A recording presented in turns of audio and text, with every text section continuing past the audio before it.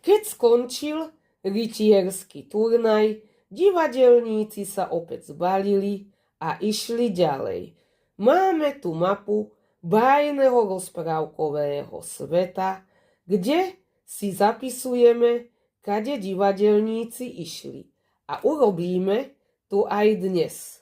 Tu máme podhradie, kde bol rytierský turnaj a divadelníci išli znovu šírou krajinou, až kým neprišli do tohto podhradia, kde sa konal výročný jarmok.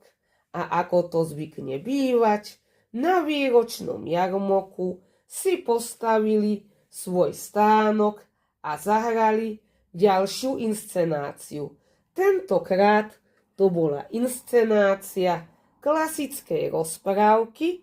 Tu ju vidíme, Snehulienka a 7 trpaslíkov. A tu si nalepíme tento obrázok. A tu už máme tretí obrázok ďalšej hry, ktorú nám naši divadelníci zahrali. Keď sa skončil tento výročný jarmok, divadelníci sa znovu pobálili a išli ďalej. A kam išli, aké dobrodružstva zažili a aký príbeh zahrali, tak to uvidíte už na budúce.